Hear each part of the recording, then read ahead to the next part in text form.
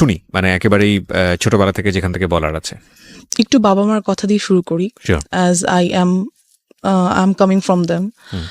আব্বু খুব ছোটবেলায় আমার দাদা মারা যান। আমার বাবা তখন পৃথিবীতে আসেননি, অর্থাৎ আমার দাদির পেটে থাকা অবস্থায় আমার দাদা মারা যান। আচ্ছা। তো আব্বুর জন্ম হয় মুক্তিযুদ্ধের প্রায় 6 years আগে। সো অ্যাট দ্যাট পিরিয়ড আমাদের দেশের অবস্থা আনস্টেবল ছিল, অ্যান্ড আব্বুর ফ্যামিলি যথেষ্ট গরিব ছিল বলতে গেলে, যাকে বলা যায়। সো আব্বুর বাড়ি হচ্ছে বরিশাল, অ্যান্ড সেখান থেকে উনি ঢাকায় আসেন। তখন ওনার 13 বছর বয়স যখন উনি ঢাকায় চলে আসেন, বিকজ বাড়িতে কোনো কিছুরই ফ্যাসিলিটিস ছিল না, এখনো নাই, আমরা কখনো যাই না আমাদের বাড়িতে। তো ওই সময় উনি ঢাকায় আসেন এবং একটা লাইফ লিড করার জন্য যতটুকু কাজ করার দরকার তাই সবই করেন। ইভেন দো যদি বলি ঠেলা গাড়ি পর্যন্ত তার সে ঠেলা। এই গল্পটা আপনি পরবর্তীতে শুনেছেন কার কাছে? হ্যাঁ, বাবার কাছ থেকে শুনেছি। My dad is one of my friends, best friends. Beautiful. Okay, so আসে এবং আস্তে আস্তে উনি এখানে থেকে পড়াশোনা করে। ঢাকা ভার্সিটি থেকে উনি অনার্স মাস্টার্স করেন। আফটার দ্যাট কামিল, যাকে বলে মাদ্রাসা লাইন, সেখান থেকে উনি পড়াশোনা করেন, ডাবল MA যাকে বলে। তো উনি ওটা থেকে উনি বেশ ভালো একটা জব পায়, অ্যান্ড গুড স্যালারি। এই গেল বাবা। আম্মুদের ফ্যামিলিও খুব যে রিচ ছিল তা না, but they were quite good. আম্মু ঢাকায় চলে আসে খুব ছোট বয়সে, ওয়েন অনার্সে এসে ঢাকায় ভর্তি হয়। এখান থেকে উনিও ঢাকা ভার্সিটি থেকে অনার্স মাস্টার্স করেন, অ্যান্ড দেন LLB করেন, অ্যাডভোকেটশিপ নেন। So both of them, as you can see, both of them are educated, so they are busy. An educated person can't sit at home, never. আমার মনে হয় বাবা মাকে দেখে। তো অফিস, আর আমি হওয়ার পর থেকে আমার খালামুনির কাছে থাকি। You were the first child? Yeah, I'm the first child. Okay. আমার পর আমার একটা ছোট বোন আছে।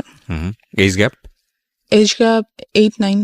তো আম্মু আমাকে, আমার খালামুনির বাসা ছিল তখন আমাদের বাসা থেকে বেশ দূরে আর কি, অনেকটুকু দূরে। সেখানে আমাকে রেখে আম্মু অফিসে যেত, বিকজ কোনো অপশনস ছিল না। আফটার দ্যাট খালামনিরও বিয়ে হয়ে যায়, জব হয়ে যায়, সো আমি একাই হয়ে যাই বাসায়। কোন বয়সের কথা বলছেন বা কোন ক্লাসে পড়েন তখন? নার্সারিতে পড়েন। মানে আপনি রিয়েলাইজ করতেন বিষয়গুলো? অফ কোর্স, আমি এখনো সবকিছু স্পষ্ট মনে করতে পারি, everything, because I felt all of those things happen with me anyways. তো আম্মু আমাকে বাসায় একাই রেখে চলে যেতেন।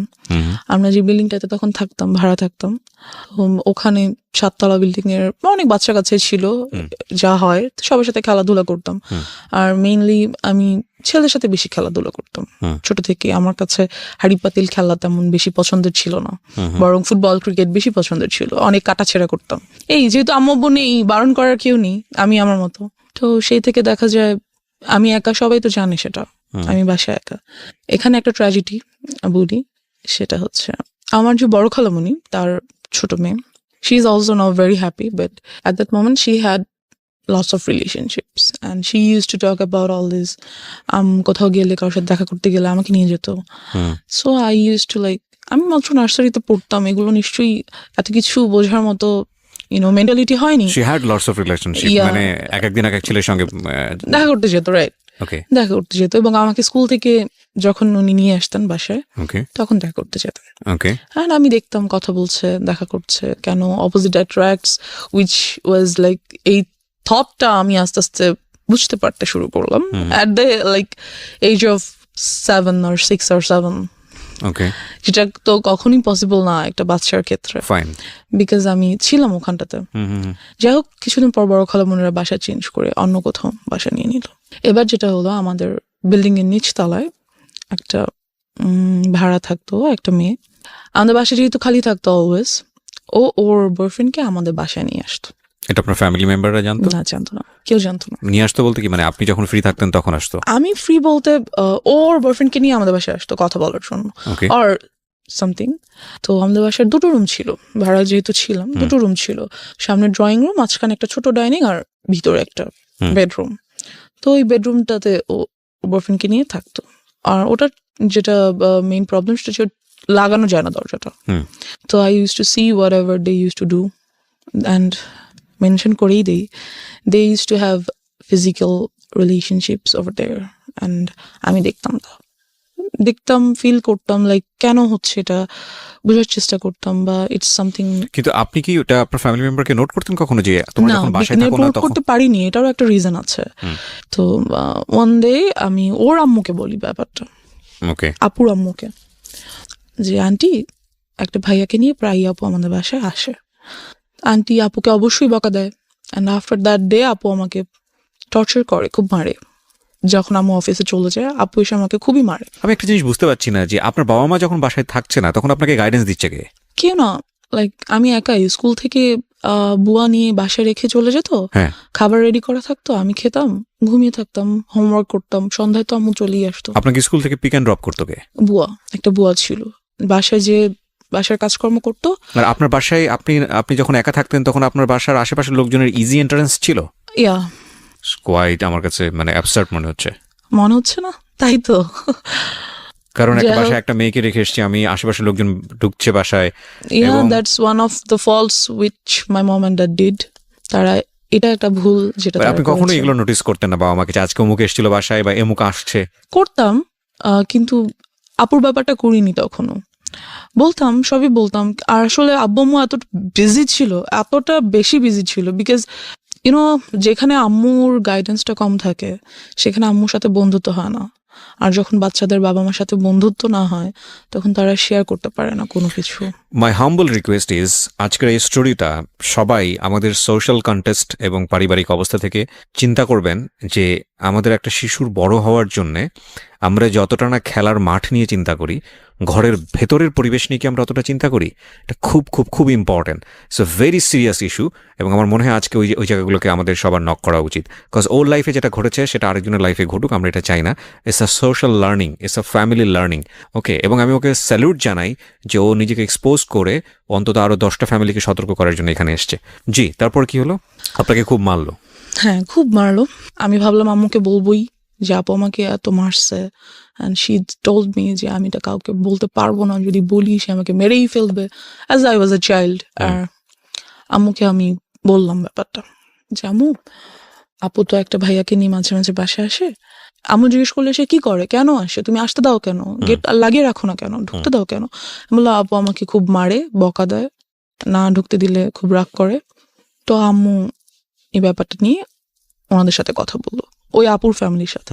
বলার পর যেটা হলো যে তুমুল ঝগড়া দুই ফ্যামিলির মধ্যে।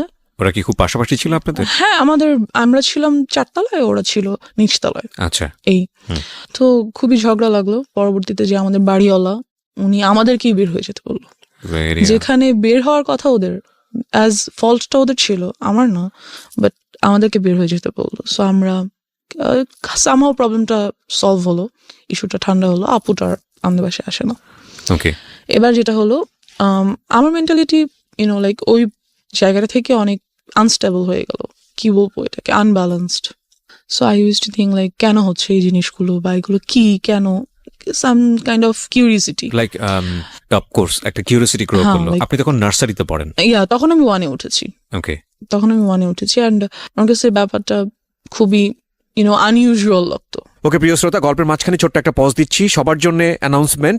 জীবন গল্পের পার্ট 2 বইটি বাজারে আসতে যাচ্ছে খুব শীঘ্রই। যারা অ্যাডভান্স বুকিং দিতে চান, কারণ অল্প সংখ্যক বই আমরা বাজারে আনি প্রতি বছরই ফেব্রুয়ারি মাসকে কেন্দ্র করে, যারা অ্যাডভান্স বুকিং দিতে চান এবং ঘরে বসে পেতে চান নামমাত্র মূল্যে, বইটির মূল্য রাখা হয়েছে মাত্র 200 টাকা। তাদের জন্য আমি বলে দিচ্ছি নাম্বারটি, এই নাম্বারে ফোন করে আপনাকে অ্যাডভান্স বুকিং দিতে হবে, এবং এই নাম্বারটি 24 ঘন্টা খোলা থাকে, চাইলে আপনি এই মুহূর্তেই ফোন করতে পারেন।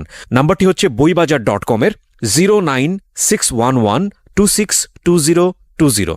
আমি আবারও বলছি এবং ধীরে ধীরে বলছি, প্লিজ নোট করবেন, 09611262020। অ্যাডভান্স বুকিং দিন, 2-1 সপ্তাহের মধ্যেই বইটি আপনার ঠিকানায় পৌঁছে যাবে। বইটির মূল্য রাখা হয়েছে নামমাত্র মূল্য 200 টাকা।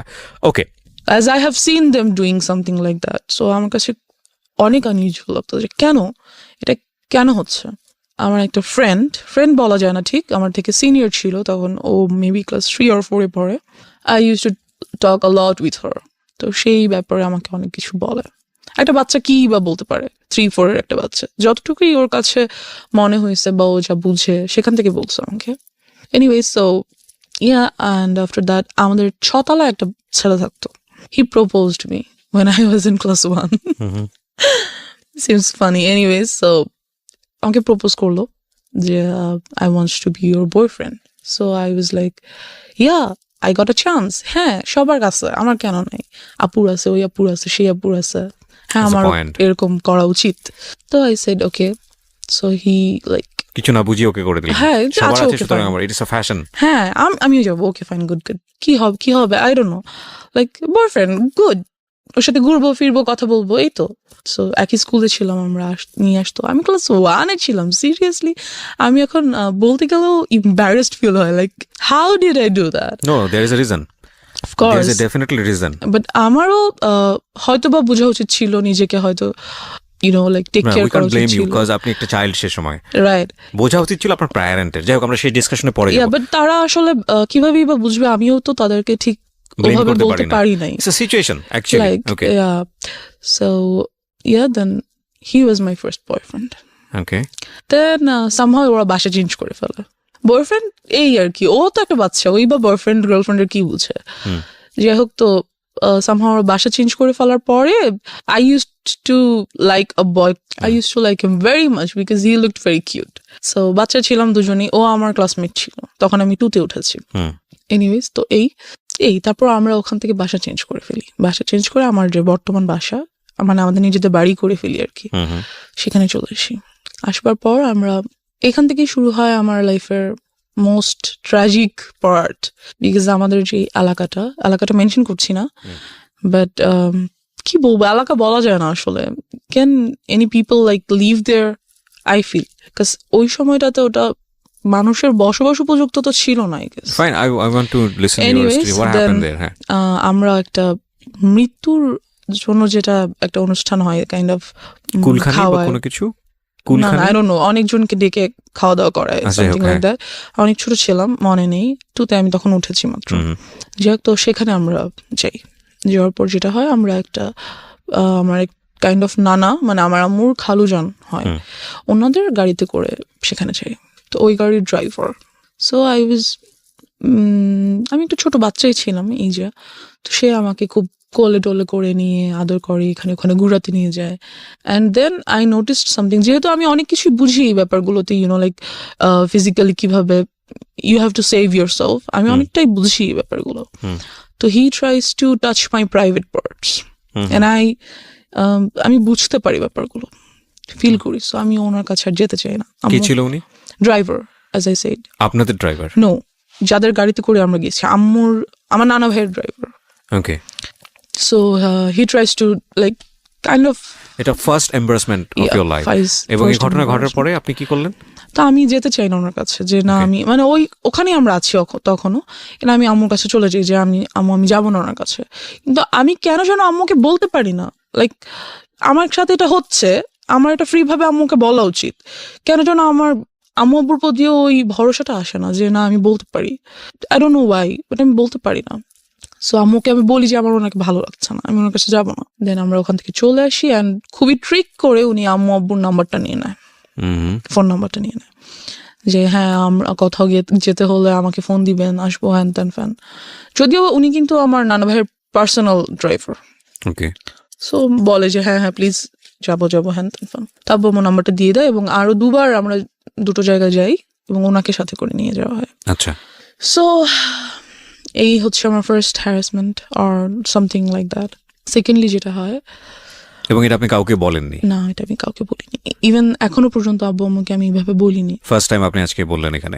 আমি যাই বলছি কাইন্ড অফ ফার্স্ট টাইমই, কাউকে বলিনি। This is very unlucky for us, cause আমাদের সোসাইটিতে, আমাদের পরিবারে চাইল্ড সেক্সুয়াল অ্যাবিউজ, এটার যে রেট, এটা খুবই অ্যালার্মিং। আপনারা পত্রপত্রিকায় পড়েন এইসব ঘটনা, খুব এক্সট্রিম লেভেলে যখন চলে গিয়ে একটা বড় ধরনের ক্ষতি হয়ে যায়, তখন সেটা পত্রপত্রিকায় বা সংবাদ টেলিভিশন জায়গাগুলোতে চলে আসে। কারণ বিহাইন্ড দ্য সিন এইগুলো যে কতদিন ধরে এই একটা মেয়ে বা একটা শিশু বা একটা নারী কিভাবে নির্যাতনের শিকার হয়, কিভাবে তাদের মেন্টালি তাদেরকে মানে ভয়ঙ্কর রকমভাবে ড্যামেজ করে ফেলা হয়, আমি জানি না।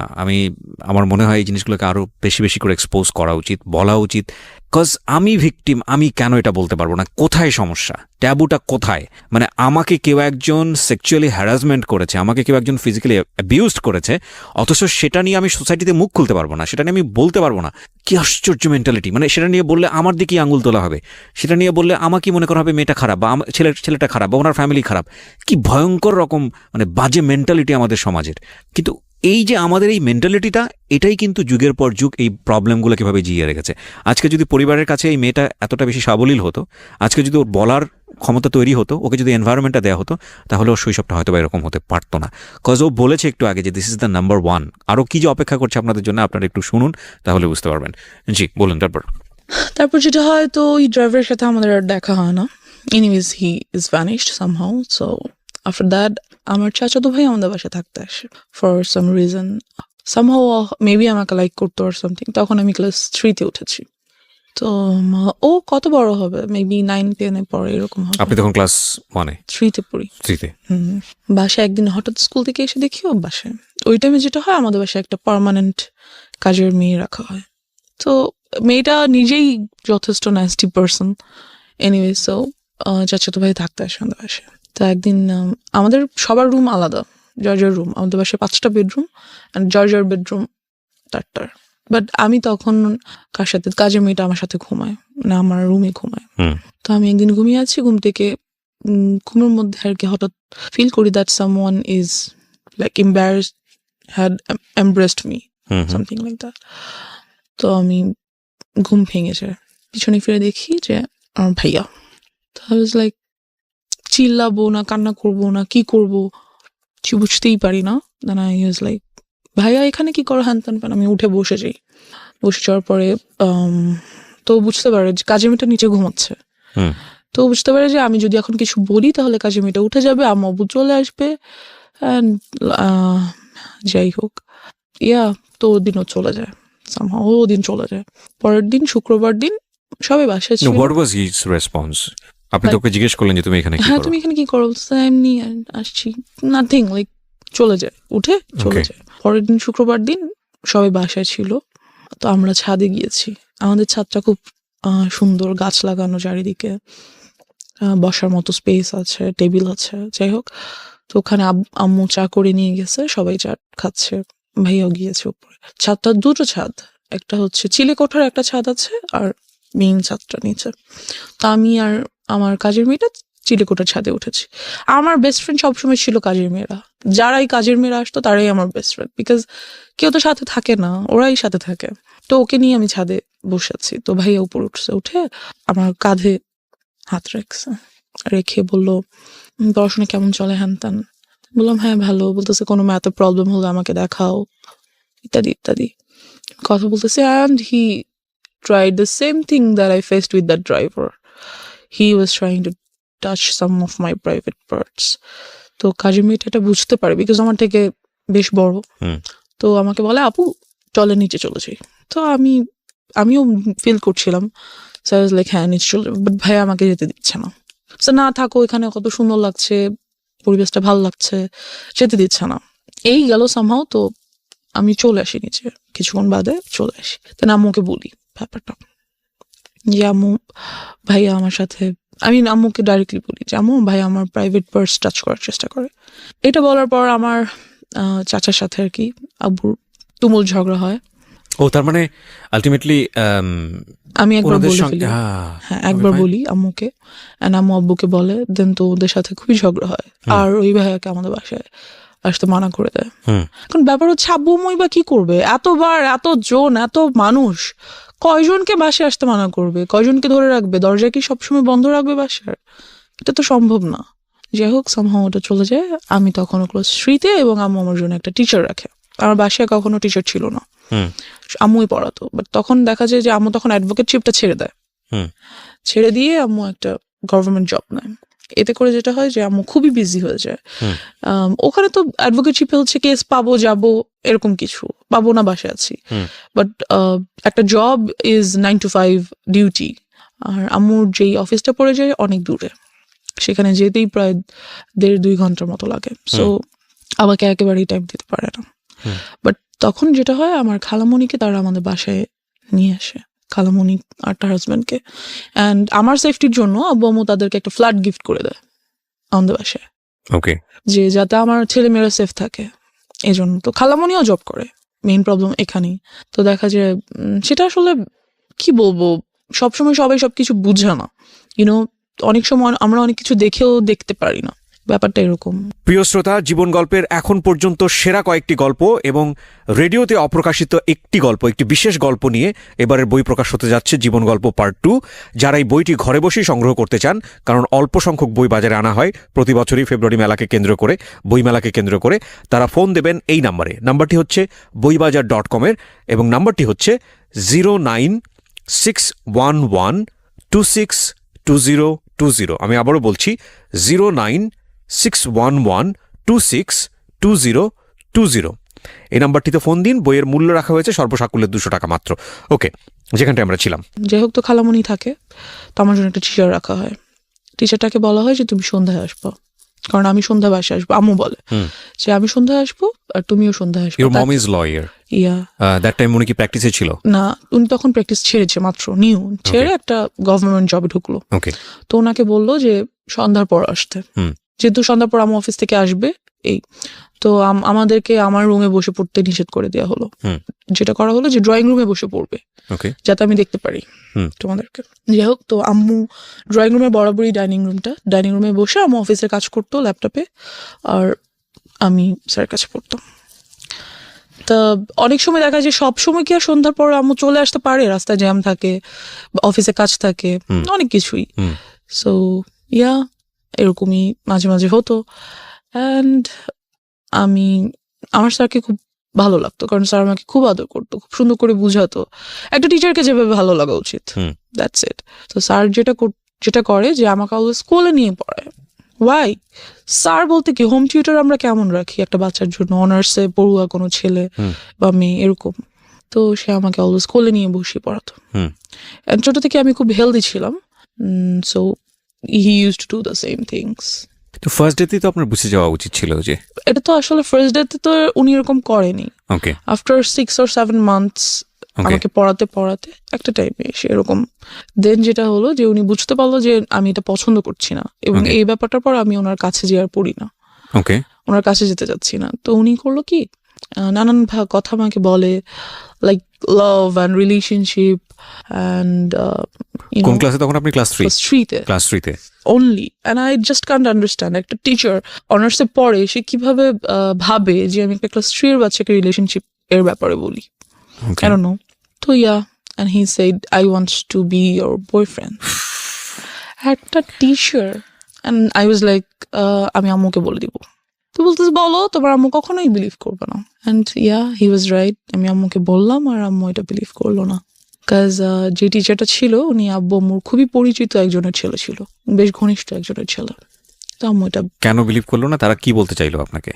বললো যে, আমি বললাম যে আম্মু স্যার আমাকে বলে স্যার যাতে আমার বয়ফ্রেন্ড হয়ে যায়।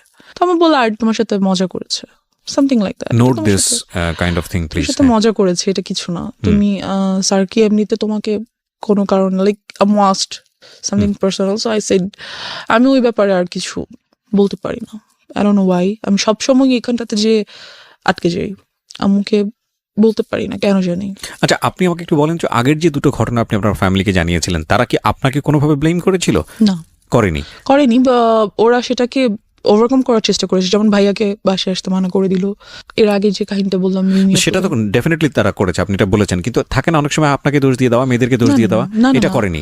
আমার আম্মু এডুকেটেড পারসন, তারা বুঝতে পারে ব্যাপারগুলো। আচ্ছা ফাইন। তো আপনাকে কোনোভাবে কি বুঝিয়েছিল যে দেখো কোনটা গুড টাচ কোনটা ব্যাড টাচ, এবং এরকম হলে তোমার কি করতে হবে? এটা আমাকে বুঝায়নি। কারণ হচ্ছে আপনি নিজেও কি কোনো গ্লুমি সেন্সে ছিলেন যে আসলে কি হচ্ছে, কেনই বা এরকম হচ্ছে? আমি অফ কোর্স ছিলাম। I was very confused because ওই পর্যন্ত আমি জানতাম না, যদি আমি সরাসরি বলি সেক্সুয়ালিটি কি, আমি জানতাম না। I didn't knew, so I had to face them. So আপনাকে আপনার ফ্যামিলি মেম্বাররা ক্লিয়ার করেনি যে মা আসলে এই জিনিসটা এরা ট্রাই করছে, that is actually bad thing, so you have to be aware of? এটা কখনো বলেনি। সো আপনি নিজে থেকে একটা ধোঁয়াশার মধ্যে ছিলেন। আপনার কোয়ারি হতো না, বাবা মাকে জিজ্ঞেস করতেন না যে মা আসলে সবাই কেন এরকম করছে? হতো, বাট আমি কেমন করে মানে আমি কেন যেন আনকমফোর্টেবল ফিল করতাম ওই ব্যাপারটাতে জিজ্ঞেস করতে। লাইক আমার ভালো লাগতো না, বা আমি চেতাম না, বা চাইলেও পারতাম না, এরকম কিছু। তো যাই হোক, তো স্যারকে বলা হলো। তো স্যার আমাকে 1.5 year পড়াইছে। At that time যখন 1 year কাছাকাছি প্রায়, তো he gave me a love letter. সে সেখানে লিখেছে, আমি তোমাকে অনেক পছন্দ করি, তোমাকে আমি অনেক আদর করব, তুমি ঠিক মতো পড়াশোনা করো, বড় হও, দেন আমি তোমাকে বিয়ে করব, হ্যান ত্যান ফ্যান।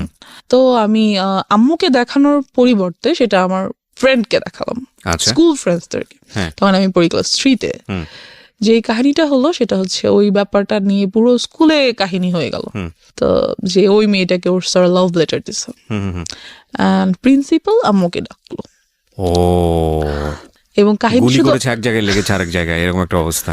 কাহিনীটা শুধু ওই পর্যন্তই হলো না যে লাভ লেটার হয়ে গেল, ওরা বিয়ে করবে, ওদের কতদিন পরে ওদের বেবি হবে, হ্যান ত্যান, বাচ্চারা যা করে নর্মালি, মানে বিশাল কাহিনী, পুরো স্কুল জানাজানি হয়ে গেল এটা।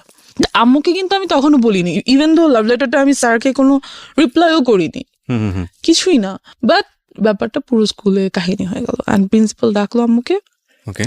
সো আম্মু গেল, ক্লাস টিচার, প্রিন্সিপাল সবাই মিলে বললো আম্মুকে যে এরকম এরকম কি হয়েছে, আমরা তো জানি না, কেন স্কুলে এত গুজব, হ্যান ত্যান। যেটা ওদেরকে বলা হলো যে আপনি আপনার মেয়েকে স্কুল থেকে নিয়ে যান, ডিরেক্টলি বলা হলো যে নিয়ে যান স্কুল থেকে, বিকজ আপনার মেয়ে আজে বাজে গল্প করে, ও বাকি বাচ্চাদেরকে নষ্ট করে ফেলবে। আমি কিছুই করি নাই, কি বা করবো, আর আমি বুঝি বা কি বলবো, বা কি আজে বাজে গল্প বা কি করবো, বাট যাই হোক এরকমটা বলা হলো। অ্যান্ড ও স্কুল থেকে আমাকে নিয়ে আসা হলো, আম্মু নিয়ে আসলো, অ্যান্ড ওই টিচারটাকে বাদ দিয়ে দিল। দেন আপনি তো ফ্যামিলিকে বললেন যে ঘটনাটা কি ছিল? আমাকে লেটারটা দেখালাম, আচ্ছা তারপর? That's it. তো লেটারটা দেখে আম্মু আমাকে কিছুই বললো না, আর কিছু জিজ্ঞেস করেন? নাথিং, সে জাস্ট টিচারটাকে বাদ দিয়ে দিল। দিয়ে ইট ওয়াজ আ ওয়ান কাইন্ড অফ, আমি জানি না বাবা মায়ের ক্ষেত্রে আমি কি ওয়ার্ডটা ইউজ করবো, because they are just gifted from Allah. But see, আপনি যেদিন প্রথম দিন বলেছিলেন আপনার মাকে যে he wants to love me, ওই সময় যদি সে বিশ্বাস করে স্টেপটা নিয়ে নিত, তাহলে কিন্তু আজকে এই রকম একটা ডিজাস্টার হতো না আপনার লাইফে। সি, এটা কত বড় হচ্ছে। ও কিন্তু আপনারা একটা জিনিস খেয়াল করবেন ভেতরে গিয়ে, আমি বারবার ইন্টারাপ্ট করছি, ও বারবার এম্বারেস ফিল করছে ফ্রম ড্রাইভার, যে গেল ড্রাইভার, বাসায় আসলো কাজিন, আত্মীয় সম্পর্ক, সেও তাকেও বের করে দেওয়া হলো, ইভেন ইট ইজ টিচার, সেও চলে গেল। এবং কোথায় ক্ষতি হলো দেখেন, ওর স্কুল যেখানে ওর ফ্রেন্ডসরা আছে, যেখানে ওর অনেক বড় একটা বন্ডেজ তৈরি হয়েছে, সেখান থেকে ওকে কুইট করে নিয়ে আসতে হচ্ছে। তার মানে ওর এই জিনিসটা সম্পর্কে কিরকম ভয়াবহ একটা সেন্স ওর চাইল্ডহুডে গ্রো করছে। মানে আমরা কিরকম একটা সোসাইটিতে বসবাস করি। ওকে, তারপর? যে স্কুলটাতে আমি ছিলাম ওটা অনেক স্বনামধন্য স্কুল ছিল, আমরা মেনশন করতে চাই না, মেনশন করছি না, অনেক সিনারি বাংলাদেশে এরকম বিহাইন্ড আন্ডার দ্য সিন এরকম। হ্যাঁ, ওখান থেকে এসে আমার এলাকার একটা স্কুলে ভর্তি হতে হলো। ওকে। তো ওখানে ভর্তি হওয়ার পর যেটা হলো যে ওই টিচারটা যাকে আমি বাদ দিয়ে দিয়েছে, সে মাঝে মাঝে স্কুলের সামনে এসে দাঁড়িয়ে থাকে, অ্যান্ড এই ব্যাপারটাও আমি আম্মুকে বললাম। চিপস নিয়ে আসি, চকলেট নিয়ে আসে, বেলুনস নিয়ে আসে, হ্যান ত্যান। তো আম্মুকে অনার্সে পড়ুয়া, হ্যাঁ অনার্সে পড়বো, মেবি ফার্স্ট আর সেকেন্ড ইয়ারে পরে এরকম কিছু হবে, যাই হোক। তো নিয়ে আসে, তো আমি আম্মুকে বললাম যে আম্মু স্যার প্রতিদিন এসে দাঁড়িয়ে থাকে, আমাকে নিয়ে যেতে চায়, বাসায় পিছন পিছন আসে, বেলুন দেয়, চিপস চকলেট দেয়, হ্যান ত্যান। তো আম্মু করলো কি, আমাকে আনা নেওয়া করার জন্য একটা বুয়া রেখে দিল 1000 টাকা বেতন দিয়ে, যাতে অ্যাটলিস্ট ওই লোকটা না দাঁড়িয়ে থাকতো। এবার যে টিচারটা রাখলো, ওর বাবা মা অনেক নিম্নমানের আর কি, খুব গরিব, তারা স্লামে থাকে। ওর বড় আপুর বিয়ে হয়ে গেছে, সেখানে একটা বেবি আছে, হাজবেন্ড ছেড়ে দিচ্ছে, লাইক ওদের ফ্যামিলিতে খুব ট্র্যাজেডি। বাট ওই ছেলেটা খুবই ব্রিলিয়েন্ট, অলওয়েজ স্কলারশিপে পড়াশোনা করছে, এখন অনার্সে যে উঠছে সেটাতে উনি ফ্রি পড়াশোনা করছে, ইংলিশের teacher. And as you can see I am quite good at English. বলবো just because of him? No, not like that. Not like that. Yeah, he teached me. He teached good, but one more tragedy over here. যাই হোক, তো উনি এরকম কিছুই ছিলেন না, বরং খুবই রাগী, বদমেজাজি অ্যান্ড টর্চারেবল টিচার ছিলেন। পড়া না করে রাখলে মারতেন, এবং প্রচুর মারতেন। কোন ক্লাসে তখন আপনি? আমি তখন ক্লাস 4-এ পড়ছি, প্রায় শেষের দিকে। ওকে। যাই হোক, তো অ্যান্ড একটা টাইমের পরে দেখা গেল যে পড়া না করার জন্য আমার সেক্সুয়ালি হ্যারাসড হতে হবে। মানে কি? What was the story? Tell me, what was the first day story? কি ছিল? যেটা হলো যে আম্মু ওনাকে রাখলো, অ্যান্ড এই টিচারটাকে আর আম্মু রাতে আসতে বললো না, কারণ আম্মু ওনাকে অনেক বিলিভ করতো, অ্যাজ ওর বাবা মা আমাদের কাছ থেকে অনেক ফেভার নিত, অনেক ফেভার নিত। সো আম্মু অ্যাটলিস্ট ভাবছে যে ওর বাবা মাকে আমরা এত ফেভার করি, সেটা আমাদের প্রতি লয়াল থাকবে। বাট এরকম কিছুই হলো না। যাই হোক, তো উনি বাসায় আসতেন, অ্যান্ড আমাকে বকা দিতেন। বাসায় কেউ ছিল না, আমার ছোট বোনটা ডে শিফটে পড়ার কারণে সকালে 10টায় বের হতো, আস্তে আস্তে সন্ধ্যা 6টা-7টা বেজে যেত। কোচিং টোচিং করে একবার বাসায় আসতো, তো দেখা গেছে যে আমি বাসায় একা। সো আমার বোনটা বুঝতে পারতো that he is trying to do something with me, and সে সেটা আম্মুকে বলতো। আই ডোন্ট নো কেন আম্মু কেয়ার করে নাই, না কেন আম্মু এটা বুঝতে পারে নাই, আমি জানি না। এনিওয়েজ, সো সে আমাকে পড়া না করার জন্য আমার প্রাইভেট পার্টে মারতো। কিভাবে এক্সপ্লেন করবো, আই ডোন্ট নো। না, you don't need to. So he used to do all the things which I didn't like at all. What is this? Dude, what are you doing? একটা teacher এরকম করতে পারে না। So সে আমাকে 1 বছর পড়ালো, আমার result অনেক ভালো হলো, বাট আরেক সাইড দিয়ে রেজাল্ট হয়তো অনেক খারাপ হয়ে গেল। আমার mentality or my thoughts were hurt. Then ব্যাপারটা আমি আম্মুকে বললাম না, কিন্তু খালামণিকে বললাম। মানে আর কত বলা যায়? দেন আমি খালামণিকে সব বললাম এবং খালামণির কাছে খুব কান্নাকাটি করলাম। তো খালামণি বুঝতে পারলো ব্যাপারটা। অ্যান্ড মেনশন করে দিই, খালামণি একজন psychologist. Very good. Psychologist or psychiatrist? Whatever, I don't know. সে কি ট্রিটমেন্ট করে? না, ছেড়ে দিয়েছি, এটাও নিয়ে ছেড়ে দিয়েছি। সাইকিয়াট্রিস্ট, হ্যাঁ। হোয়াটএভার। সো আমি খালামণিকে বলার পরে খালামণি ব্যাপারগুলো আম্মুকে খুব ভালোভাবে শেয়ার করলো।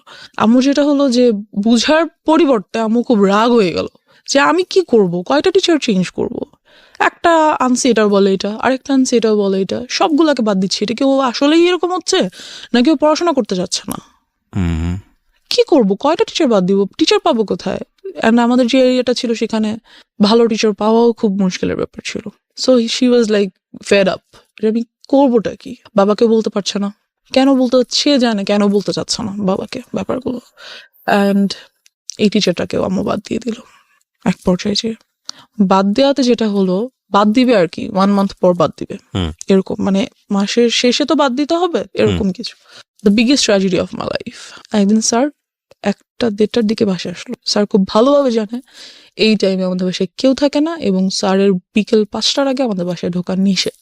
আম্মু বলে দিয়েছে তাকে যে তুমি আসবে না, বিকেলের আগে বাসায় আসবে না। বিকেলে আমার খালামণি বাসায় চলে আসে আর কি। তো সে যেটা করলো যে 1:30টার দিকে বাসায় আসলো। ওই সময় যেটা কাজের মেয়েটা আমার খালামণির বাচ্চাদেরকে নিয়ে তাদের ফ্ল্যাটে ঘুম পাড়াচ্ছে, আর আমার ফ্ল্যাটে আমি একা। তো কলিং বেল বাজলো, আমি গেট খুললাম। খোলার পর দেখলাম স্যার। বললাম স্যার এখন তো আমি পড়বো না, আমি তো মাত্র স্কুল থেকে এসেছি। তো সে বললো যে আমার আজকে অনেক কাজ আছে বিকালে, এখনই পড়া শেষ করতে হবে, তুমি বই নিয়ে আসো। তো অ্যাজ ইউজুয়াল আমি বই আনতে গেলাম আমার রুমে, যেহেতু আমার রুমে পড়া নিষেধ। কাজ আম্মু ড্রয়িং রুমে, আমার রুমে পড়া নিষেধ ছিল, ড্রয়িং রুমে পড়তে হতো। যাই হোক, তো আমি বই আনতে আমার রুমে যাই, and he enters the flat, আর উনি দরজাটা অফ করে দেয়, মেইন গেটটা অফ করে দেয়। মেইন গেট অফ করে না, মেইন গেটে চাপিয়ে দেয় আর কি, লাগিয়ে দেয়, চিটকড়ি লাগায় না। অ্যান্ড আফটার দ্যাট আমি আমার রুম থেকে বই আনতে যাই, আর উনিও আমার পিছনে পিছনে আমার রুমে চলে যায়। যেটা উনি করে সেটা হচ্ছে আমার রুমের দরজাটা আটকে দেয়। আটকে উনি আমাকে ফার্স্টে 2টা চড় দেয়, দিয়ে একটা লাথি মেরে খাটের মধ্যে ফেলে দেয়। যেটা করে, আমি স্কার্ট পরা ছিলাম, অ্যান্ড ওটা উনি ছিঁড়ে ফেলে। আফটার দ্যাট উনি আমাকে আমার পায়ের উপরে পা দিয়ে, হাঁটু দিয়ে বসে, আমার গলার উপরে কোলবালিশ দিয়ে দেয়, আর মুখটা খুব জোরে চেপে ধরে। So I was like stuck. হয়তো আল্লাহই কোনোভাবে হেল্প করছে আমাকে, যে ঠিক ওই টাইমটাতেই আমাদের মাঝখানের ফ্ল্যাটের এক ভাড়াটিয়া উপরে আসে, তার চিনি লাগবে। সো এসে উনি দেখে যে দরজায় টিচারের ছেলেদের জুতা, যেহেতু আমাদের বাসায় ছেলেদের জুতা আসে না, থাকে না কখনো।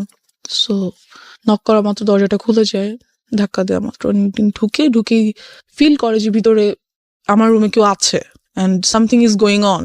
আমি হয়তো চিল্লাতে পারছিলাম না, বাট সাউন্ড তো করতে পারছিলাম, ধস্তাধস্তি তো করছিলাম।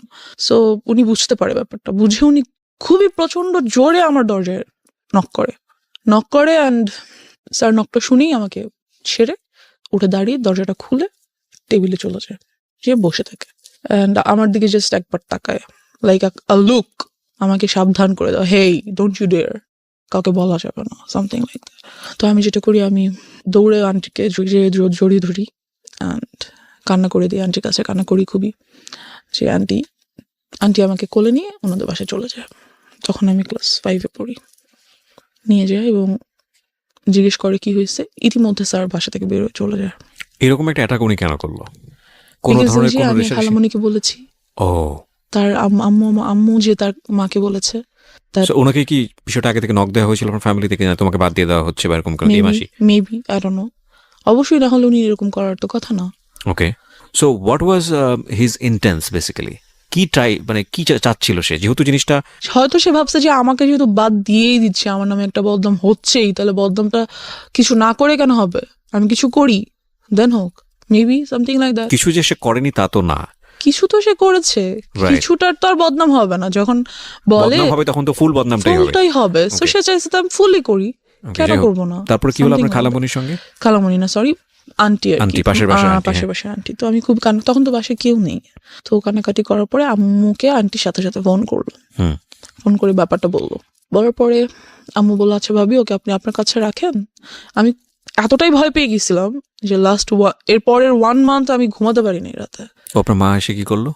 মা এসে কি করবে, খুবই কান্নাকাটি করলো। আম্মু আমাকে জড়িয়ে ধরে, and যেটা হলো what was your father role? উনি কই এই গল্পের উনি মধ্যে?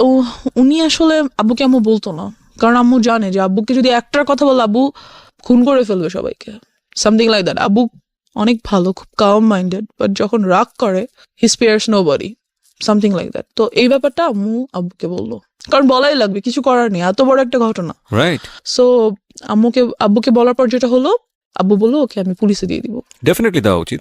আমি ওকে রাখবোই না, ওর একটা কিছু করতেই হবে।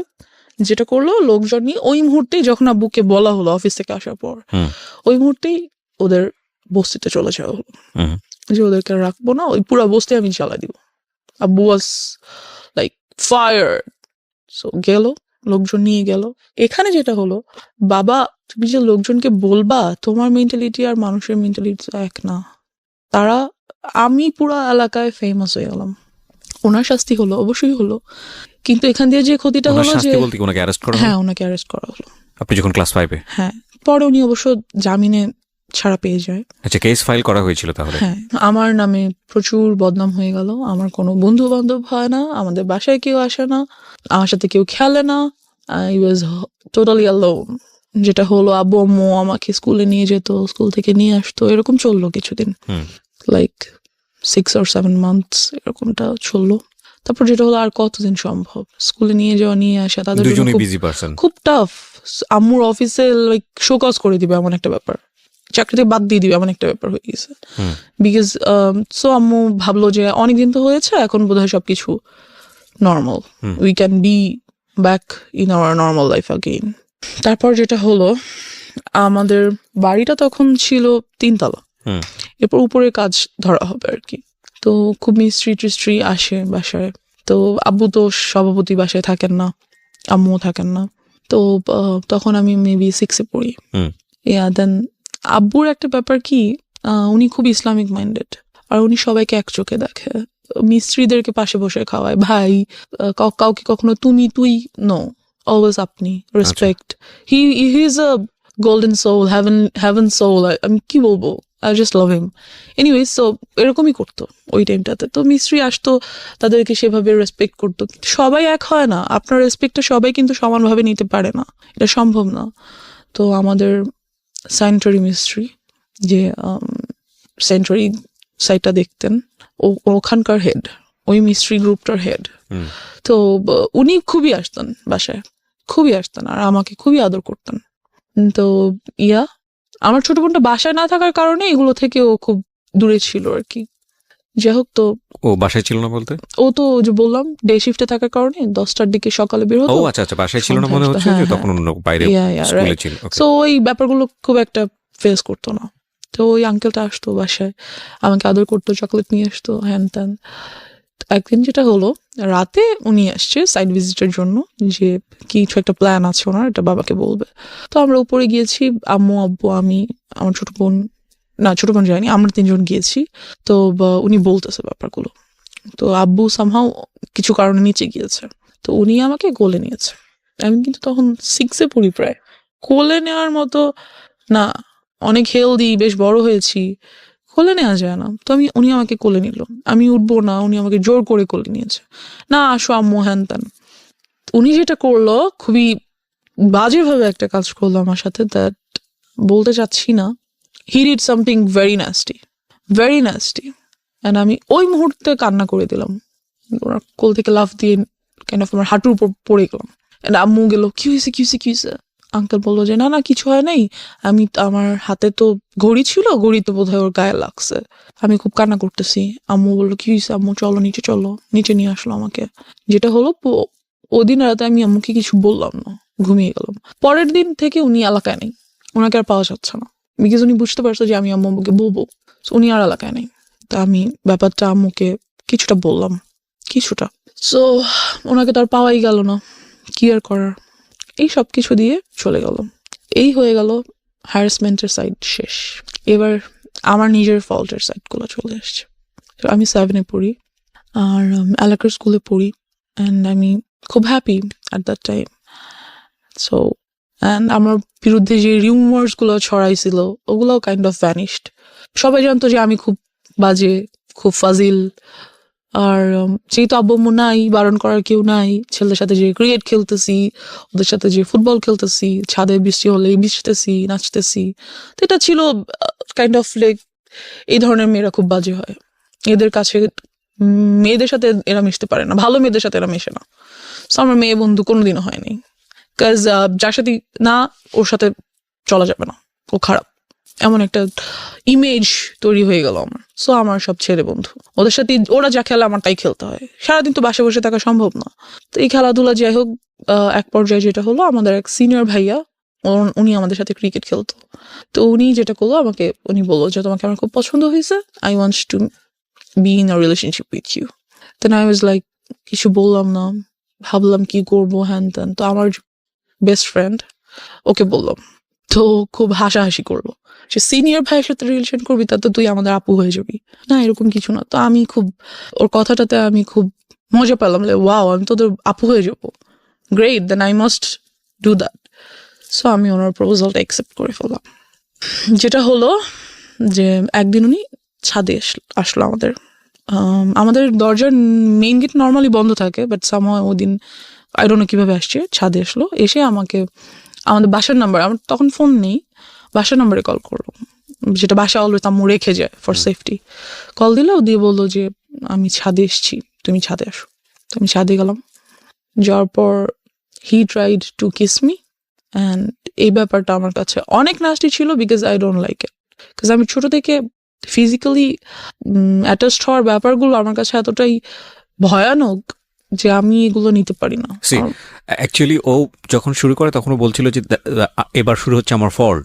আমি মনে মনে ভাবছিলাম যে নো, এতক্ষণ ধরে যেই কজটা ছিল সেটার ইফেক্টটা শুরু হচ্ছে। So that is the thing, যে ওর পার্সোনাল লাইফে কত বড় ক্ষতি হয়ে গেছে যে ও ওই পার্টটাকে মনে করছে জীবনের সবচেয়ে বিভীষিকাময় পার্ট। এবং আমরা আজকে এই বিষয়টাকে খুব ওপেনলি এখানে ডিসক্লোজ করছি দুটো কারণে। এক, বাবা মা যারা আছেন, ফ্যামিলিতে যারা অভিভাবক আছেন, তাদের প্রতি আমাদের একটা বিশেষ মেসেজ হচ্ছে যে আপনি যাই করেন না কেন জীবনে, যত পয়সা আর্ন করেন, যত বেশি বিজি থাকেন, হোয়াট ফর, কেন করেন? বিকজ আপনার সন্তানরা তো এসে ওই লিগেসিটা ধরবে, বিকজ আপনার সন্তানদের জন্যই তো। তো সেই সন্তানকেই যদি আমি প্রপারলি বড় করতে না পারি, বা তার যদি একটা কমফোর্ট এনভায়রনমেন্ট আমি এনশিওর করতে না পারি, তাহলে এই পরিশ্রম, এই পয়সা কিসের জন্য? প্রথম কথা হচ্ছে এটা। সো এটার প্রায়োরিটি অবশ্যই জরুরি, এক। 2 নম্বর হচ্ছে যে যারা আজকে অ্যাডাল্ট না বয়সের দিক থেকে, এবং অনেকেই হয়তো বা শুনবে রেডিওতে, তাদেরকে বলবো স্পিক আউট, বলো। কারণ এটা একটা মেয়ের ঘটনা না বাংলাদেশে, এটা একটা শিশুর ঘটনা না বাংলাদেশে, এরকম অসংখ্য মেয়ে, অসংখ্য শিশু, অসংখ্য নারীর ঘটনা এগুলো। হ্যাঁ, কারণ কেউ স্পিক আউট করে না, আমাদের সোসাইটিতে এগুলোকে ট্যাবু মনে করা হয়। আমি বলতে চাই আজকের অনুষ্ঠান দিয়ে দ্ব্যর্থহীন কণ্ঠে যে তোমরা বলো, তোমাদেরকে স্পিক আউট করতে হবে। কিছুদিন আগে আমি দেখলাম সোশ্যাল মিডিয়াতে মিটু আন্দোলন হলো। মিটু আন্দোলন এটা অন্য একটা জিনিস, আমি যদিও এটাকে আমি মনে করি যে ইয়াস, এভাবে বলতে হবে, ডেসপার্টলি আসতে হবে। এবং সেই জায়গাটা থেকে আমি মনে করি যে পুরো দুনিয়াকে না জানালেও অন্তত ফ্যামিলিকে জানাও, ফ্যামিলি মেম্বারদেরকে খুব ডেসপারেটলি বলো। ও তো বলেছে, কিছু কিছু ক্ষেত্রে বলেছে, তারপরেও ওকে এতটা হ্যাসল ফেস করতে হয়েছে। কিন্তু আমি জানি এরকম অসংখ্য শিশু আছে, অসংখ্য কিশোর কিশোরী আছে যারা কখনো স্পিক আউট করে না। সারাটা জীবন ধরে তাদের মধ্যে এটা ট্রমা হয়ে যায় এবং তারা সারাটা জীবন ধরে এটা বয়ে বেড়ায়। তো সেই জায়গাটা থেকে আমি রিকোয়েস্ট করবো সবাইকে, প্লিজ স্পিক আউট। ওকে, হ্যাঁ বলো তারপর। তো যেটা হলো যে আমার ওটা ভালো লাগলো না ব্যাপারটা, ওর বিহেভিয়ারটা। সো আমি টোটালি বললাম যে I am not liking your behaviour, so I am not going to be in a relationship with you anymore. So I broke up with him. Okay, just because of this reason. Yeah, because I don't like it. আমার কাছে relationship মানে কি, সম্পর্ক তো সবার সাথেই হয়। বাবা মা আমার একটা সম্পর্ক, বন্ধু বান্ধব আমার একটা সম্পর্ক, এটাও তেমন একটা সম্পর্ক। So I just don't like ইট।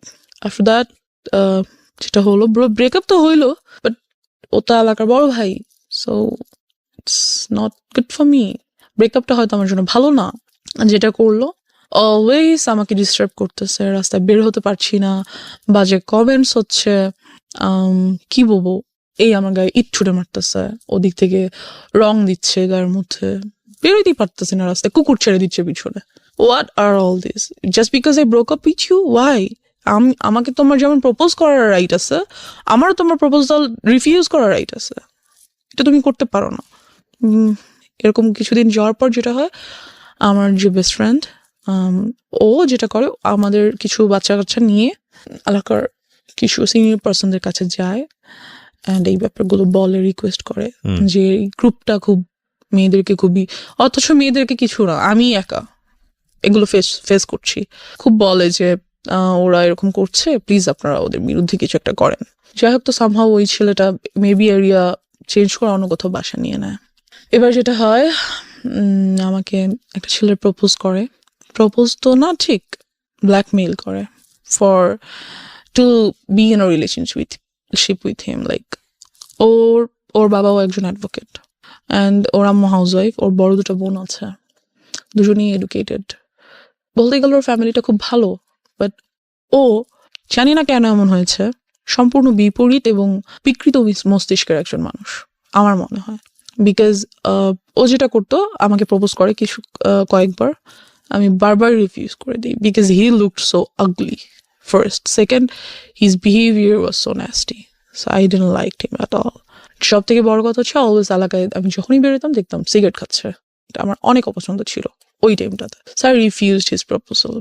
একদিন যেটা হলো, রিক্সা দিয়ে যাচ্ছি, চলন্ত রিক্সা লাফ দিয়ে উঠে পড়লো, you have to accept my proposal anyhow. মানা করে দিলাম।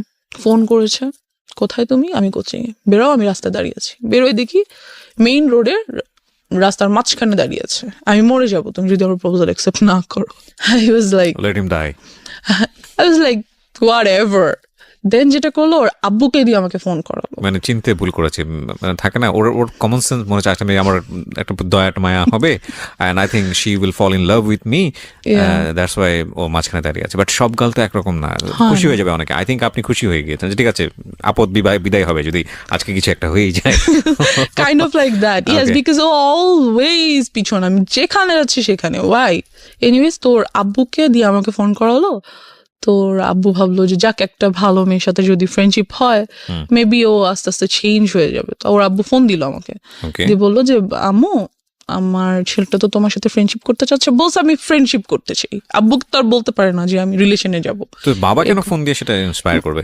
আই ডোন্ট নো, ওর আব্বু আমাকে ফোন করলো। আই থিঙ্ক ও ফোর্স করেছে ফ্যামিলিতে, যে কোনো ভাবে হোক ওটা করেছে যে তোমরা এটা ম্যানেজ করো, আদারওয়াইজ আমি একটা কোনো কিছু করবো। হ্যাঁ, তো ওর আব্বু আমাকে ফোন দিয়ে বললো যে আম্মু তো তোমার সাথে ফ্রেন্ডশিপ করতে চাচ্ছে, তো তুমি ওর সাথে ফ্রেন্ডশিপ করো, দেখো না আমার ছেলেটা অনেক ভালো, ও অনেক লক্ষ্মী ছেলে, হ্যান ত্যান। তা আমি কি বলবো আঙ্কেলকে? আমি বললাম, আঙ্কেল, আমার আম্মুর সাথে কথা বলতে নিষেধ করেছে। তখন আমি কিসে পড়ি? ক্লাস 8-এ পড়ি, 7-এ পড়ি, 7-এর শেষের দিকে। তো সামহাউ আমি ওর সাথে ফ্রেন্ডশিপ করলাম। আমি বললাম, no, I can't go with a relationship, but I can be your friend. সে ওখানে ওর যেটা মেইনিয়া ছিল, যে খুব সুন্দর গিটার বাজাতে পারতো, গান করতে পারতো। তো ছেলেটা বেশ ভালো বন্ধু হয়ে ওঠে আমার। মানে you was serious about him? No, আমার ফ্রেন্ড হিসেবে দেখা করে, দ্যাটস ইট। যে আমার বন্ধু, কারণ আমি মেইনলি আমার আব্বুকে সবকিছু বলেই করার চেষ্টা করি, ভেরি গুড, যতটুকু সম্ভব, যতটুকু পসিবল, কাজ আমার আব্বু তো অলওয়েজ বিজি থাকে। যাই হোক, তো একদিন অফিস থেকে আসার সময় আমাকে ফোন করে যে তুমি কোথায়? তো আমি তো কোচিং এ ছিলাম সন্ধ্যায়, সেখান থেকে গান বাজনা করতে যাব এমন কিছু, বা আড্ডা দিতে যাব। তো আমি আম্মুকে বলি, আম্মু আমি অমুক জায়গায় আছি, তুমি আসো। আম্মু আসার পর আমি সবার সাথে মিট করাই, নট ওর সাথে দেখা করাতে হবে, সবার সাথে দেখা করাবো, বন্ধু বান্ধব সবার সাথে। তো বাট আমি ওর সাথে পরিচয় করিয়ে দিই আম্মুকে স্পেশাল ভাবে, আম্মু এটা আমার বন্ধু, তো ওর কাছে মনে হয় যে no she is so serious about me, আম্মুর সাথে আমাকে পরিচয় করে দিছে, তার মানে তো শেষ আমি।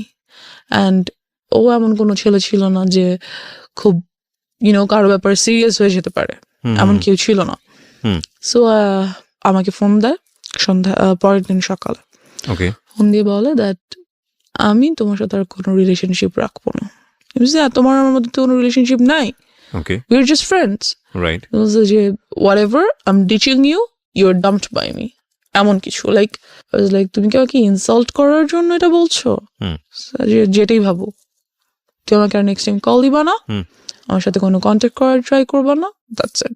আমার এত বিরক্ত লাগে যে ওয়াই ডিড আই ডু, তুমি আমার জন্য পাগল ছিলা, রাস্তার মাঝখানে যে দাঁড়ায় থাকতাম, যে রিলেশন করি, এখন হঠাৎ করে বলতেছো আমি তোমার যে তার কল না দিই। কি করছি আমি? আমার ফল্টসটা কোথায় আমি বুঝতেছি না। দেন হোয়াটএভার আমি ওটা বাদ দিয়ে দিই। একদিন যেটা হয়, খবর আসে যে ওকে অ্যারেস্ট করে ফেলা হয়েছে because he was dealing drugs. Okay, তো ওকে পুলিশ অ্যারেস্ট করে, এই অবস্থায় রেড হ্যান্ডেড ওকে অ্যারেস্ট করা হয়। ওকে। সো কোন ক্লাসে ছিলেন আপনি তখন? তখন আমি 8-এ পড়ি। ক্লাস 8-এ পড়েন। ও কোন ক্লাসে পড়ছিল? ও maybe intermediate or something like that. যাই হোক, তো আমি ওর আব্বুকে ফোন করি যে আঙ্কেল এরকম এরকম এটা হয়েছে, হ্যান ত্যান। তো আঙ্কেল বলে যে না, আমি যাব না। যাই হোক গিয়ে বলছি, আঙ্কেল আপনি আমাকে ফোন করে আপনার ছেলের সাথে ফ্রেন্ডশিপ করতে বলছেন, ও এত ভালো ছেলে, তা আজকে ওকে পুলিশ কেন নিল? নিচ্ছে যখন আমি আপনাকে জানাচ্ছি, আপনি যেতে চাচ্ছেন না, এখন আমাকে কি করতে বলেন? আমি কি করবো? তোমার কিছু করতে। বাট ওর বন্ধুরা আমাকে বারবার ফোন করছে যাতে আমি 10,000 টাকা নিয়ে যাই। বুঝতে হবে আমি ক্লাস 8-এ পড়ি, আমার কাছে 10,000 টাকা কোত্থেকে আসবে? It's not possible for me. তো ওই মুহূর্তে আমি যেটা করি, আমার কানে 2টো দুল ছিল গোল্ডের, আমি ওগুলো সেল করে দিই। সেল করে 9,000 সামথিং।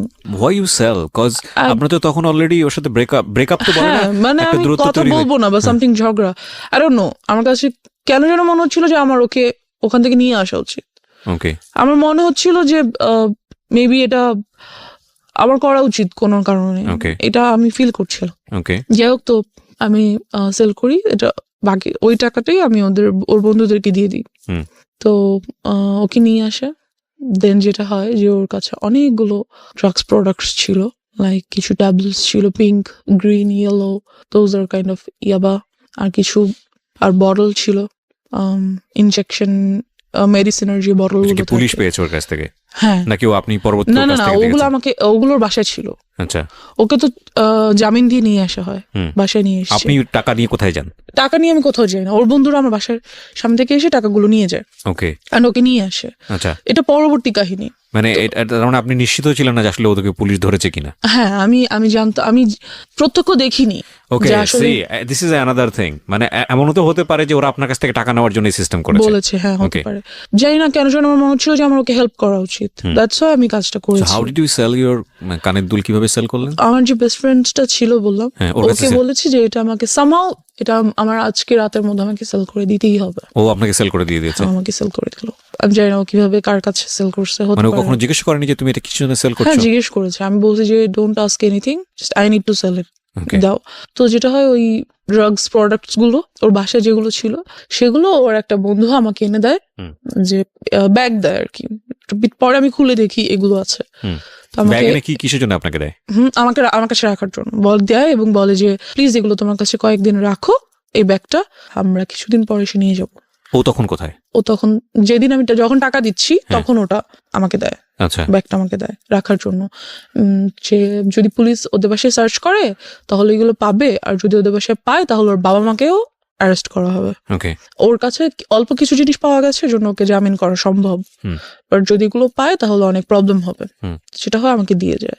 তো ওরাতে ওখান থেকে আমি কিছু জিনিস আমি রেখে দিই।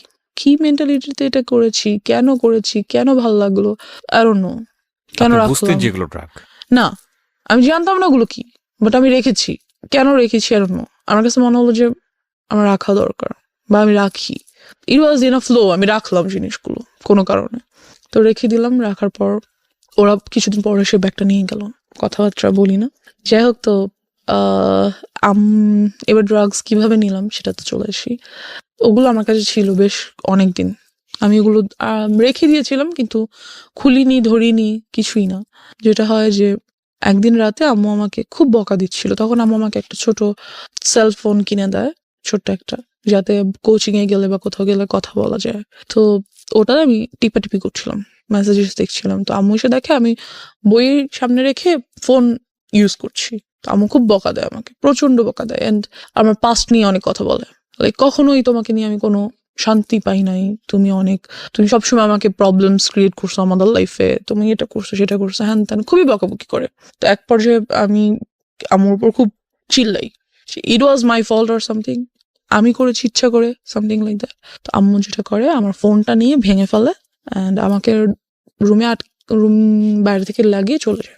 খুব বিরক্ত লাগে ব্যাপারটা, আমার খুব মেজাজ খারাপ লাগে যে আমি কেন আমার সাথে এই কাজটা করলো উইদাউট এনি রিজন। হঠাৎ করে এসে ফোনটা নিয়ে ভেঙে আমার সাথে রাগারাগি, চিল্লাচিল্লি। আমি তো কিছু করিনি। কোন ক্লাসে তখন? আমি তখন ক্লাস 8-এ। আমার তখন টেস্ট পরীক্ষা সামনে, 8-এর টেস্ট পরীক্ষা চলছে, পরের দিন আমার ইসলাম শিক্ষা পরীক্ষা, এরকম কিছু। যাই হোক, তো আমি পড়ছিলাম, but phone that's why maybe আমার রাগ করছে যে পড়ার টাইমে ওয়াই আর ইউ, ঠিক আছে সেটা তুমি বকা দিতে পারো যে ফোন কেন নিয়ে রেখেছো, বাট শি ওয়াজ লাইক তুই এটা করছিস ওটা করছিস। তো আম্মু আমাকে রেখে চলে গেল। রাতে খাবার দিল, খেলাম না, ঘুমাতে যাবো। আম্মু ওদিন আমার সাথে আমার রুমে ঘুমাবে, সে ঘুমাচ্ছে। তো আমার ব্যাপারগুলো এত খারাপ লাগছিল যে আসলেই মেবি আমি আমার আব্বুর লাইফে অনেক বড় একটা প্রবলেম। আমার জন্য হয়তো বা আসলেই তারা অনেক সাফার করছে, যেহেতু আমার জন্য পুলিশের কাছে যেতে হয়েছে, এলাকায় প্রবলেম হয়েছে, a lot of things they had to suffer for me. So I was like, আমার মেবি বাসা থেকে চলে যাওয়া উচিত। হয়তো আমি না থাকলে আব্বু আম্মুর কোনো প্রবলেম হবে না। তো তারা, কি বলবো, তাদের সব প্রবলেম সলভ হয়ে যাবে, আমি হয়তো তাদের প্রবলেম। আমি যেটা করলাম, রাত্রে প্রায় 1:30টার দিকে ঘুম থেকে উঠে বাসা থেকে বের হয়ে গেলাম। And you don't know আপনি কোথায় যাচ্ছেন? No, I don't know. আমার জাস্ট মনে হচ্ছিল আমি হয় মারা যাবো, আদারওয়াইজ এই বাসায় থাকবো না। Okay. বিকজ আমি হচ্ছি এই বাসার প্রবলেম, আমি নাই তো বাসাটা শান্তি থাকবে। বিকজ আম্মুর কথায় আমার এমনই মনে হচ্ছিল। তো আমি বের হয়ে গেলাম, বের হয়ে রাস্তা একটু সামনে যেয়ে বসে রইলাম, একটা বাসার সামনে বসে রইলাম। তো তখন মনে হচ্ছিল যে না, বাসায় চলে যাই, বাসায় চলে যাই। আম্মা ঘুম থেকে উঠার আগে বা এটা জানতে পারার আগে যে আমি বাসায় নেই, আমি বাসায় চলে যাই। আর ভাবলাম না, যাবো না। Like I was confused, and এর মধ্যে অনেক রাত হয়ে গেছে। তো যেটা হলো, আব্বু ঘুম থেকে উঠে গেল এবং দেখলো আমি নেই। এলাকায় কিছু লোককে ফোন দিল, এক পর্যায়ে অনেক টাইম হয়ে গেল আর কি, প্রায় ভোর হয়ে এসছে। তখন আব্বু পুলিশকে ফোন করলো, আব্বু পরিচিত ছিল থানার পুলিশদের সাথে। তো ফোন করলো যে দেখেন কোথাও আছে কিনা। তো টহলদার যে পুলিশরা ছিল আমাকে পেলো অ্যান্ড বাসায় নিয়ে আসলো। অ্যান্ড আব্বু আমাকে কিছুই বললো না, কোনো বকাঝকা করলো না, কিছু করলো না। বিকজ আব্বু নিউ দ্যাট আম্মু আমাকে এমন কিছু একটা বলছে যার জন্য আমি কাজটা করছি। তো আব্বু আমাকে জাস্ট বললো যে নেক্সট টাইম যদি কখনো তুমি বাইরে যেতে চাও, রাতে ঘুরতে যেতে ইচ্ছে করে, তাহলে বাবাকে বলবা, আমি তোমাকে নিয়ে যাবো। I was like wow, great.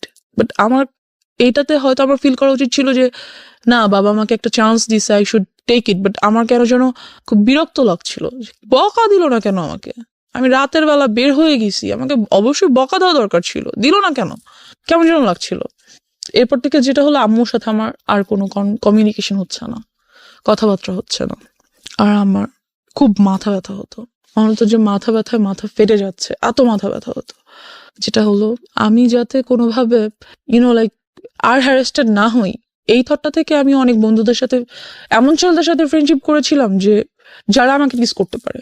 করার কারণ হচ্ছে এটা যে ওরাই যখন আমার ফ্রেন্ড হবে, তখন ওরা আর আমাকে টিস করবে না বা আমাকে কোনো প্রবলেম করবে না। তো ওদের মধ্যে থেকে একজন আমাকে বললো কি যে তুই সিগারেট খা, সিগারেট খেলে যেটা হবে মাথা ব্যথা করবে না। তো আমি সেই কাজটাই করলাম, সিগারেট খেলাম। অ্যান্ড ফিলিংসটা এমন ছিল যে হ্যাঁ, খুব মাথা ঘুরতেছে, কিন্তু একটু পরে আর মাথা ব্যথা করছে না। পৃথিবীর অন্যতম জঘন্য জিনিস, এবং এটা যারা খায় প্রথম আমি একটু বলে নেই, বিকজ ওই ফ্যান্টাসিতে সবাই থাকি আমরা টিনেজ বয়সে। আমি যদি একটা টান দিইনি তা না, সে কারণেই বলছি।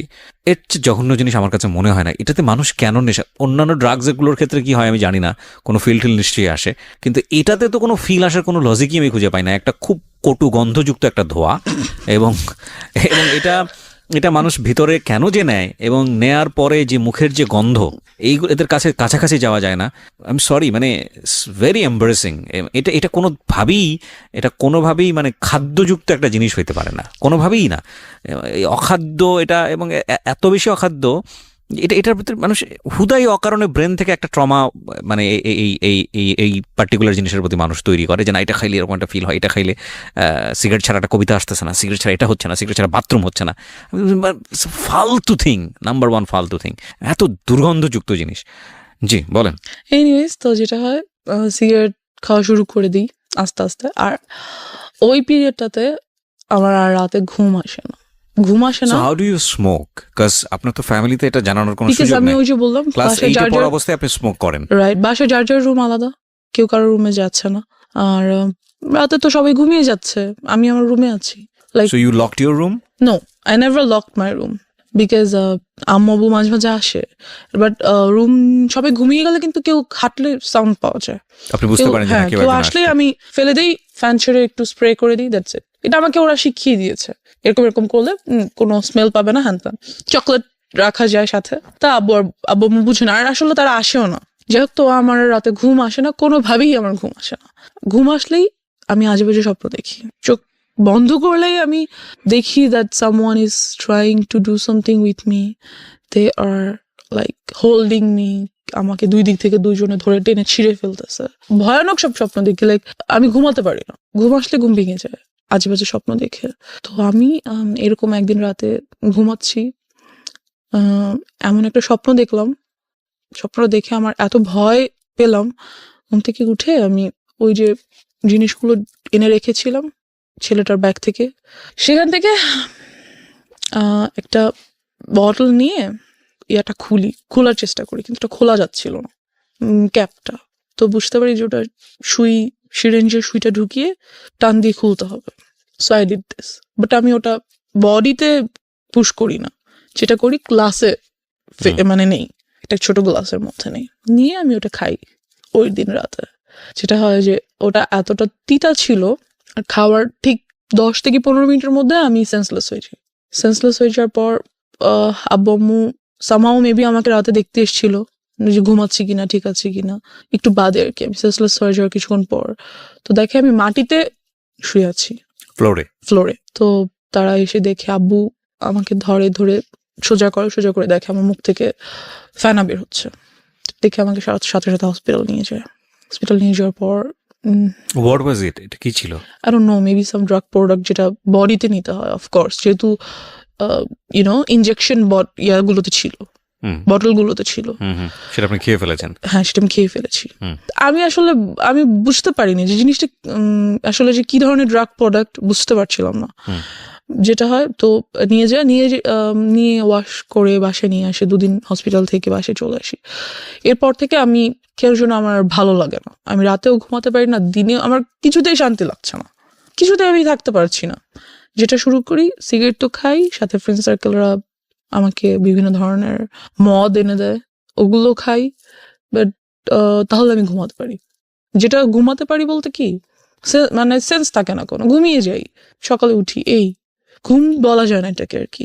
তো এভাবে করতে করতে এক পর্যায়ে যেটা হয়, আমার হেলথ খুব খারাপ হয়ে যেতে থাকে। তো আমি বুঝতে পারি that what ever I am doing is not good for me. কি করব, ভাল লাগছিল না, এগুলো ছাড়া কোনোভাবেই থাকতে পারছিলাম না। এর বাহিরে আরো কিছু ড্রাগ প্রোডাক্টস ট্রাই করতে চাই, মেবি ওগুলোর দ্বারা এগুলো ওভারকাম করতে পারবো, এমন একটা থট ছিল যে হয়তো ওগুলো যদি আমি ট্রাই করি তাহলে হয়তো এগুলো ওভারকাম করতে পারবো, এমন একটা ব্যাপার। তো একদিন একটা ফ্রেন্ড বলে যে ঠিক আছে, তোকে আজকে ইয়াবা ট্রাই করাবো, তার জন্য অমুক ফ্রেন্ডের বাসায় যাবো, ওর বাসায় আজকে আব্বু আম্মু থাকবে না। ওকে, দেন ওরা অনেকগুলো ছেলে সবাই, আর আমি আর একটা মেয়ে আমার সাথে, আর একটা ফ্রেন্ডের ওয়াইফ, ওরা বিয়ে করে ফেলেছে, এরকম কিছু। তো আসলো, ওরা সবাই ইয়াবা ট্রাই করছে।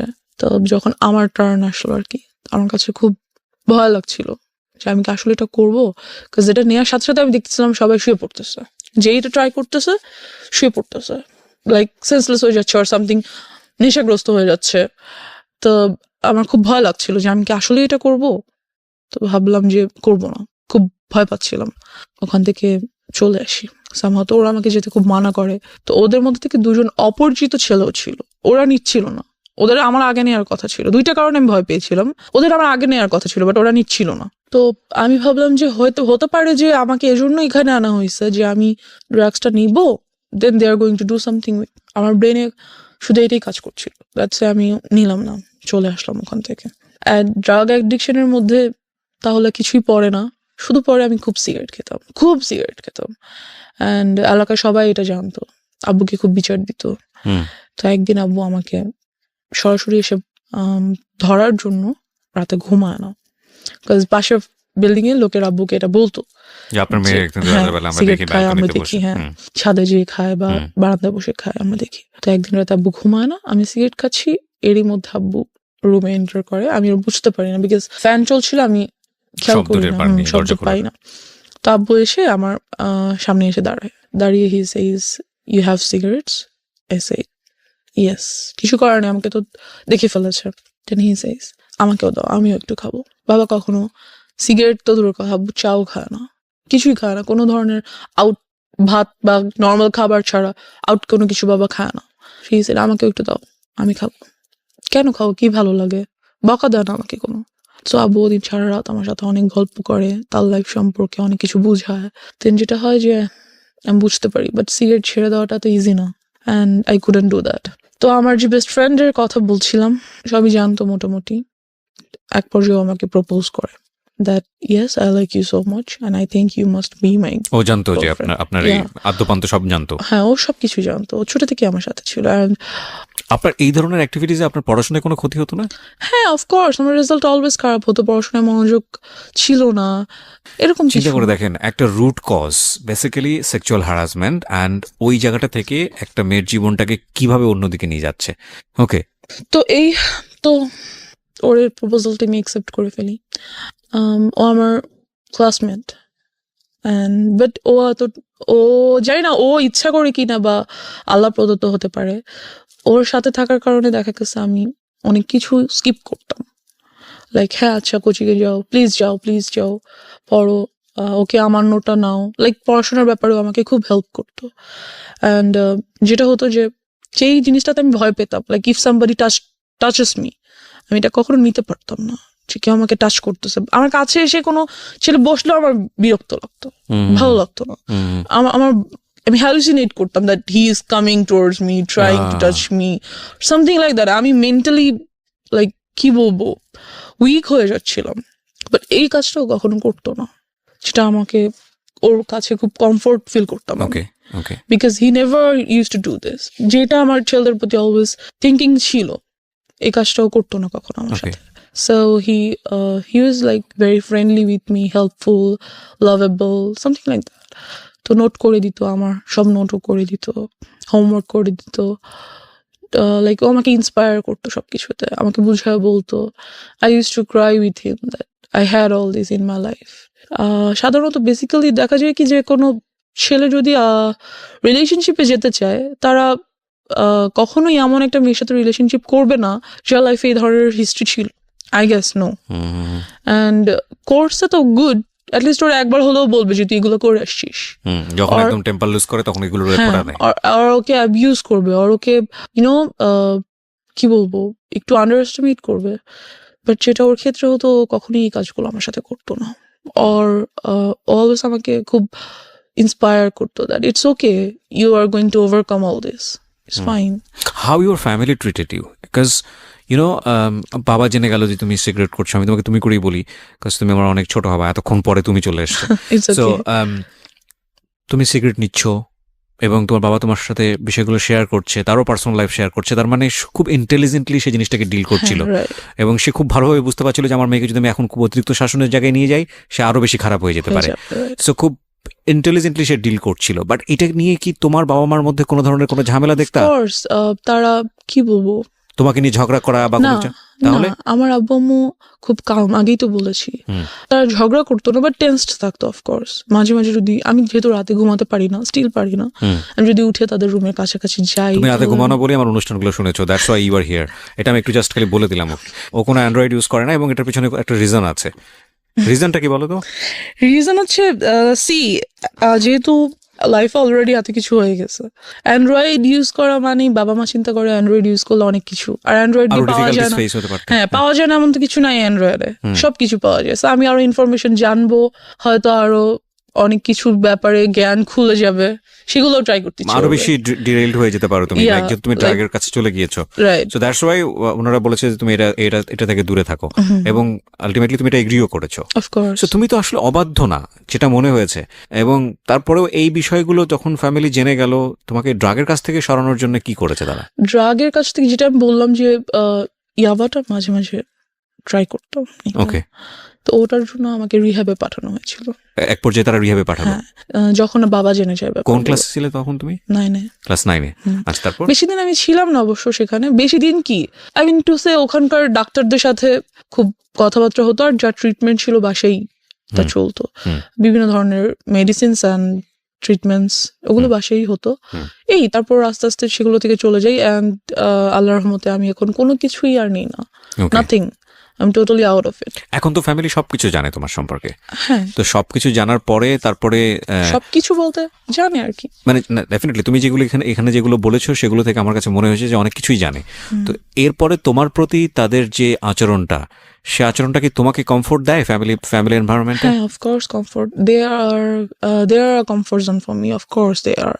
Because আমার আব্বু খুব ইন্টেলিজেন্টলি সবকিছু হ্যান্ডেল করে। দে ফিলস যে হ্যাঁ আমার ওকে কন্ট্রোল করা দরকার, আর আমাকে ম্যানেজ করা দরকার, মেনটেন করা দরকার, বাট ওকে টর্চার করে না, মেন্টালিও না, ফিজিক্যালিও না, because they knows about it. আসলে ওনারা ওনাদের জায়গা থেকে বেস্ট ট্রাই করেছে আমার মনে হয়। এর থেকে বেশি কি করবে? আর একটা বাবা মা, যখন বাবা মাদের বয়স যদি বলি, আমার আব্বু আম্মুর বয়স, সেই সময়টাতে তো বাচ্চারা ফ্রি ভাবে ঘোরাফেরা করতো, কেউ কিছু বলতো না, সবার মেন্টালিটি অনেক ভালো ছিল, সাফ ছিল। Definitely, we are not accusing anybody, but সিচুয়েশনে যখন একটা শিশু বড় হচ্ছে কোন একটা পার্টিকুলার সিচুয়েশনে, ওই সিচুয়েশনে চারপাশে যা থাকবে সেটাকেই সে অ্যাবজর্ব করবে। রাইট। ওই সিচুয়েশনটা যদি তার জন্য প্রতিকূল হয়, সেটাকে সেভ করার দায়িত্ব প্রথমত বাবা মার। সমাজ তো অবশ্যই, পরিবার তো অবশ্যই, তাদের একটা ভূমিকা আছে, এবং সেই জায়গায় অনেক বড় বড় ল্যাক আছে আমাদের, বিশেষ করে নারী শিশুদের ক্ষেত্রে, নারীদের ক্ষেত্রে, এবং অফকোর্স শিশুদের ক্ষেত্রেই আমি বলবো। এবং এই যে ধরনের যৌন নির্যাতন, এই নির্যাতন এটা কিন্তু শুধু বাংলাদেশের সিনারি না, এটা কিন্তু সারা ওয়ার্ল্ডেরই সিনারিও। এবং সেখানে আমরা দেখি যে স্পোক পারসন, মানে যারা এই বিষয়গুলো নিয়ে কথা বলেন, তারা ইনডিটেলি জান না কি হয়। এবং খুব ভালো, আমি তোমাকে মানে স্যালুট করি যে সামহাও কাউকে না কাউকে তো এগিয়ে আসতে হবে, কাউকে না কাউকে তো বলতে হবে। তুমি কি মনে করো যে এগুলো নিয়ে স্পিক আউট বললে এটা কিছুটা হলে কমবে, বা এখানে একটা ইফেক্ট পড়বে, বা যারা এই কাজটা করে তারা সতর্ক হবে? অফকোর্স হবে ইনশাল্লাহ, আর হওয়া উচিত। বিকজ আমরা মেয়েরা আজকাল অনেক কিছু করতে চাই। মেয়েরা পাইলট হয়, ডক্টর হয়, ইঞ্জিনিয়ার হয়, অনেক কিছু হয়। হতে হলে কিন্তু অনেক কিছু ফেস করতে হয়। যে যত বড় হবে, যত উপরে উঠবে, তার ততগুলো ধাপ পেরিয়ে যেতে হবে। আর সে প্রত্যেকটা ধাপে ধাপেই কোনো একটা বিপদ হয়তো ওয়েট করছে। সে যদি নাই জানে যে কোনো একটা বিপদ আমার জন্য ওয়েট করছে আমার মতো, তাহলে সেটা সে ওভারকাম করবে কিভাবে, জানতে হবে। কিন্তু আমার জায়গাটা হচ্ছে ওইটাই, যে যারা সুযোগটা নিল, লাইক তোমার স্কুল টিচার, ইভেন গাড়ির ড্রাইভার, ইভেন তোমার বাসার কাজের লোক, ইভেন কাজের মিস্ত্রি, কেউই তো বাদ যায়নি, রাইট? তো তুমি কি মনে করো যে তোমাদের মতো যারা ভিকটিম আছে, যারা এইভাবে বিভিন্নভাবে হচ্ছে ফ্যামিলিতে টর্চার, এখানে একটা ছেলেও হতে পারে, হ্যাঁ, যে হতে পারে, তো তাদের আসলে বলা উচিত, অন্তত ফ্যামিলিতে বলা উচিত, বেশি বেশি করে এই বিষয়গুলো অবশ্যই বলা উচিত, তাদের জানানো উচিত, তাদের প্রবলেমস গুলো শেয়ার করা উচিত। এতে করে যারাই কাজটা করছে তারা ভয় পাবে, রাইট? তাদের মনে হবে যে এই কাজটা যেহেতু এগিয়ে আসছে মানুষ সামনে, আমি নেক্সট টাইম করলে আমার শাস্তি হবে, রাইট? তাদের ভয় পাওয়া উচিত, এবং ভয় পাবে তারা বলবে। এবং আমিও বলতে চাই যে এই যে অন্ধ কুসংস্কার একটা সামাজিক মানসিকতা, যে ওনার মেয়ে এটা হয়েছে না জানি ওনার মেয়ে কত খারাপ, বা ওনার ছেলে এটা হয়েছে না জানি ওনার ছেলে কতটা খারাপ, এই না জানি থেকে আমাদেরকে বের হতে হবে। কে কি মনে করলো না করলো, সেই জায়গাটায় যদি কোনো ইনজাস্টিস থাকে, এবং সেই ইনজাস্টিসটাকে আপনি নিজের সম্মানের জায়গাটা থেকে যদি মনে করেন যে ওকে আমি এই ইনজাস্টিসটাকে মেনে নিচ্ছি নিজের সম্মানের জায়গা থেকে, ফাইনালি আপনার সম্মান থাকে না আসলে, এটা কোনো না কোনোভাবে এটা কিন্তু আপনি হ্যারাসমেন্টের শিকার হচ্ছেনই। So you are right now 19, এবং আমি মনে করি যে জীবনে আরো অনেক অনেক অভিজ্ঞতা সামনে আছে, অ্যান্ড ইনশাল্লাহ it will be positive for you.